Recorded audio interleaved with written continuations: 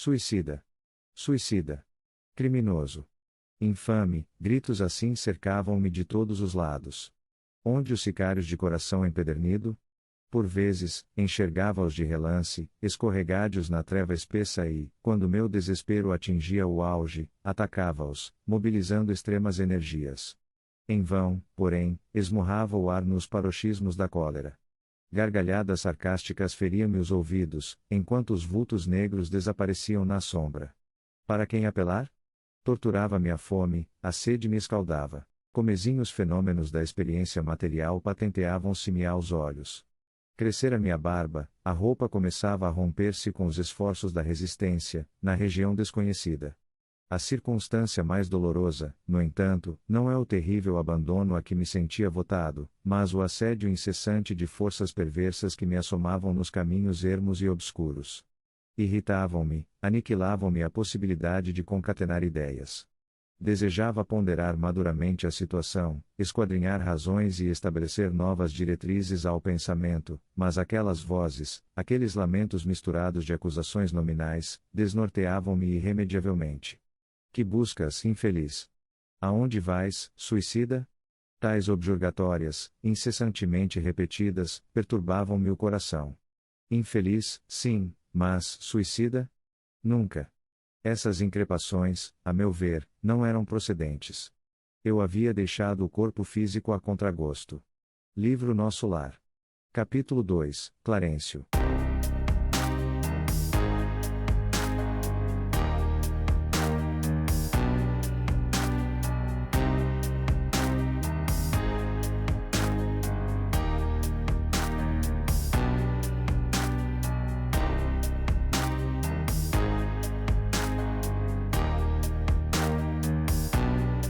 Os momentos descritos pelo espírito André Luiz são característicos das consciências lesadas e perturbadas no plano espiritual.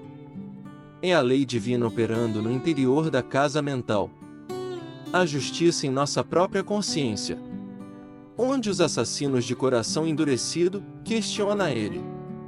André desencarnou pelas vias do suicídio, que vamos estudar mais tarde a causa-morte dele e a nova definição para alguns sobre o assunto, já esclarecida no Livro dos Espíritos em 1857, um tipo de suicídio muito comum entre nós encarnados, que até a publicação da obra Nosso Lar não era tão bem elucidada suas causas e consequências no mundo espiritual.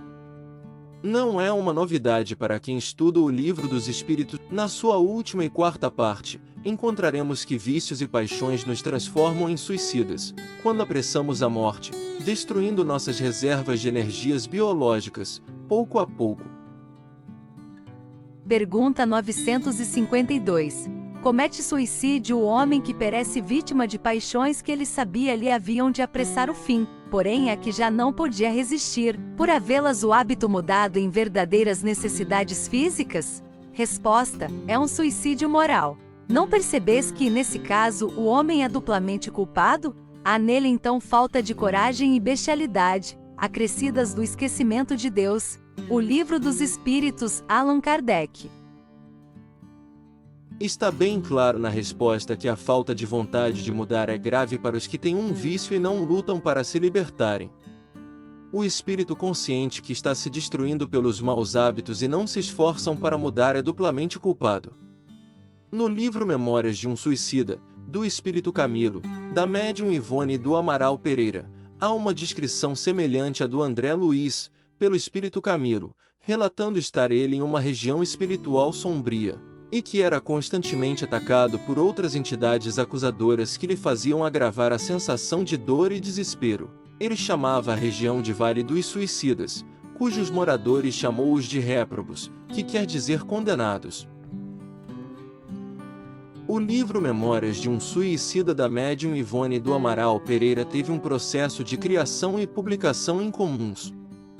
Começou em 1929 e só foi publicado em 1954.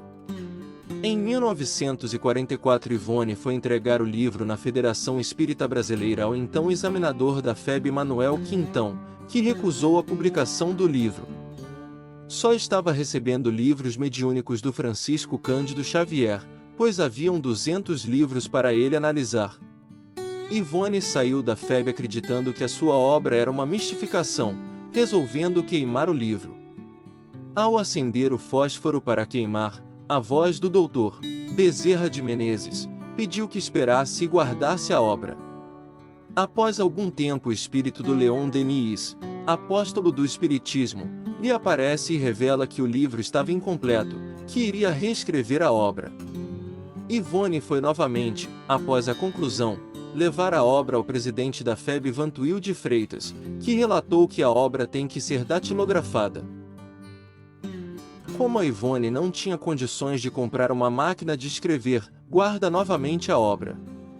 7 anos depois ela ganhou de presente, do sobrinho César Augusto, uma máquina de escrever. Em 1954 a FEB lança a primeira edição do livro Memórias de um Suicida. Do início das mensagens mediúnicas até a publicação foram 25 anos. O livro narra que há uma região no mundo espiritual habitada por criminosos e suicidas. Relata o espírito Camilo: quem ali temporariamente estaciona, como eu estacionei, são grandes vultos do crime. É a escória do mundo espiritual, falanges de suicidas. Conhecido no mundo espiritual como Vale Sinistro, também era conhecido por ser o Vale dos Suicidas, habitado por uma grande população de suicidas com uma característica comum que identificava o motivo do seu desencarne: o suicídio. São regiões habitadas por muitos espíritos infelizes. Há também muitos espíritos endurecidos pela maldade calculada e premeditada, provocadores de mais sofrimentos, e muitos espíritos enfraquecidos moralmente que lá habitam, passando a sensação de estarem no inferno, atormentando-os com sarcasmos, acusações e agressões físicas. Algo semelhante ao que André Luiz passava. Podemos perguntar: por que não retirar esses espíritos sofredores de situação tão desditosa? No livro Missionários da Luz, obra do espírito André Luiz, pelo médium Francisco Cândido Xavier, encontraremos um exemplo que motiva os espíritos socorristas a não intercederem, em algumas situações, no salvamento apressado dos suicidas das maldades dos espíritos inferiores. No caso, um homem planejar a sua morte pelo suicídio, tornando-se vítima no plano espiritual de abusos de um bando de entidades perversas. Apesar da tentativa da equipe socorrista de o ajudar, o suicida ficou preso, por ele mesmo, de vibrações pesadíssimas e angustiosas, impedindo qualquer tentativa de auxílio. São importantes os relatos, pois há pessoas que creem que os espíritos socorristas têm todo o poder de alterar as leis divinas, quando queiram. Na verdade, há muitas limitações impostas pelas leis de justiça que impedem o socorro sem que haja maiores prejuízos, tanto moral como físico, para as vítimas de si mesmas. O bando de entidades perversas de vibração semelhante à do suicida facilmente carregou aquele homem. Vejamos um trecho do diálogo entre Alexandre e o André Luiz do livro Missionários da Luz. Mas o visitador regional, como guarda destes sítios, inquiria espantado, não poderia defender o suicida infeliz? Se ele fosse vítima de assassínio, sim, respondeu o instrutor, porque na condição real de vítima, o homem segrega determinadas correntes de força magnética suscetíveis de pô-lo em contato com os missionários do auxílio, mas no suicídio previamente deliberado, sem a intromissão de inimigos ocultos, como este sob nossa observação, o desequilíbrio da alma é inexprimível e acarreta absoluta incapacidade de sintonia mental com os elementos superiores. Mas, indaguei assombrado, as sentinelas espirituais não poderiam socorrer independentemente? Esboçou Alexandre um gesto de tolerância fraterna e acentuou: sendo a liberdade interior apanágio de todos os filhos da criação, não seria possível organizar precipitados serviços de socorro para todos os que caem nos precipícios dos sofrimentos, por ação propositada, com plena consciência de suas atitudes. Em tais casos, a dor funciona como medida de auxílio nas corrigendas indispensáveis. Livro Missionário da Luz, Espírito André Luiz, médium Francisco Cândido Xavier. André Luiz passa pela experiência dolorosa como medida de auxílio para corrigir e também prevenir possíveis práticas impróprias às leis divinas. Apanágio de todas as criaturas, ou seja, direito de todas as criaturas à liberdade de escolha. É natural a visão daqueles que não veem a misericórdia em casos como esse. Mas há uma frase do espírito Alexandre que chama a atenção. Não se surpreenda, meu amigo. A morte física não é banho milagroso, que converta maus em bons e ignorantes em sábios, de um instante para outro. Há uma grande e considerável crença que após a morte todos os problemas da vida são encerrados milagrosamente, e que hábitos ignóbeis quando encarnados são liberados pela misericórdia divina. Se assim fosse, fazer o bem não teria maior mérito que o mal, já que a morte limparia todas as faltas. O arrependimento sem reparação das vítimas também parece injusto. O suicida que citamos como exemplo é socorrido por Alexandre, no momento adequado, conforme o livro Missionários da Luz relata. Já estudamos aqui, citando o livro Ação e Reação, outros motivos de não socorrer deliberadamente criminosos, que por sua vontade própria, por atitudes infernais, criaram infernos para si mesmos. É uma lição que devemos gravar. Deus não vai pôr as mãos por cima das nossas faltas. Ele não nos abandona, aguardará pacientemente o momento do nosso verdadeiro arrependimento, não obstante sua justiça ser inexorável. Outro ponto que podemos analisar é a citação do André Luiz sobre a cólera. Diante das acusações, André Luiz perdia o controle no paroxismo da cólera. Paroxismo da cólera quer dizer no auge da cólera, deixa-se levar pelo descontrole, deixando-o ainda mais fraco, dificultando seu restabelecimento. Esse mau hábito tem destaque dentro das revelações espíritas como gravíssimo para nossa saúde física e espiritual. No Evangelho segundo o Espiritismo de Allan Kardec há uma lição sobre a cólera, que é importante relembrarmos. O orgulho vos induz a julgar-vos mais do que sois, a não suportardes uma comparação que vos possa rebaixar, a vos considerardes, ao contrário, tão acima dos vossos irmãos, quer em espírito, quer em posição social, quer mesmo em vantagens pessoais, que o menor paralelo vos irrita e aborrece. Que sucede então? Entregais-vos à cólera. O Evangelho segundo o Espiritismo, Allan Kardec. Capítulo 9. Item 9. Em seu frenesi, o homem colérico a tudo se atira, à natureza bruta, aos objetos inanimados, quebrando-os porque lhe não obedecem. O Evangelho segundo o Espiritismo, Allan Kardec. Capítulo 9. Item 9. E assim, por exemplo, que o indivíduo propenso a encolerizar-se, quase sempre se desculpa com o seu temperamento. Em vez de se confessar culpado, lança a culpa ao seu organismo, acusando a Deus, dessa forma, de suas próprias faltas. E ainda uma consequência do orgulho que se encontra de permeio a todas as suas imperfeições. O Evangelho segundo o Espiritismo, Allan Kardec. Capítulo 9. Item 10. André Luiz no paroxismo da cólera perdia totalmente o controle e atacava, perdendo mais energias e dificultando seu restabelecimento no mundo espiritual. Qual a origem do comportamento colérico do André Luiz? O orgulho. Não reconhece a culpa. Acha-se injustiçado.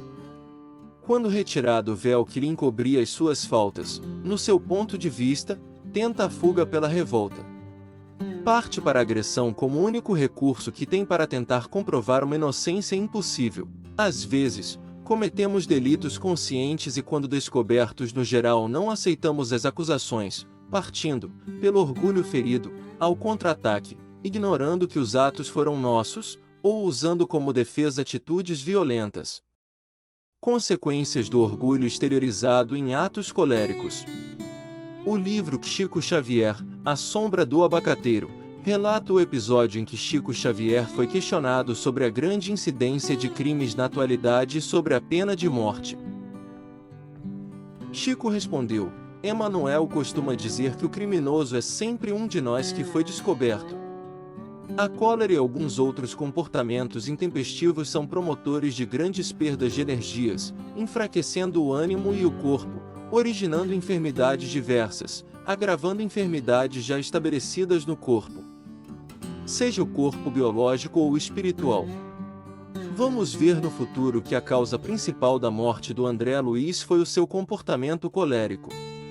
Cólera pode nos levar a ser reconhecido no plano espiritual como suicida. Tenhamos cuidados e trabalhemos para mudar esse mau hábito, caso tenhamos, que nos antecipa a morte, através de técnicas de meditação, visualizações, exercícios e tantos outros instrumentos de reeducação e equilíbrio mental. Não faltam mecanismos para isso. Vamos procurar. Pessoas que são coléricas e não se dão conta. O colérico só expressa geralmente sua cólera quando no seu auge, mas ela pode ser um estado íntimo do ser, e ser tão autodestrutivo como no seu paroxismo. Basta uma pequena crítica ou uma oposição de suas ideias para a pessoa ficar sem dormir, guardar rancor, etc. Que bom que tudo passa e até nossos comportamentos imperfeitos podem serem corrigidos. Animemo-nos, pois vamos conseguir vencer. Valorizemos os instrumentos do corpo que Deus nos concedeu para nossa evolução. Um grande abraço, saúde e muita paz. A todos e a todas.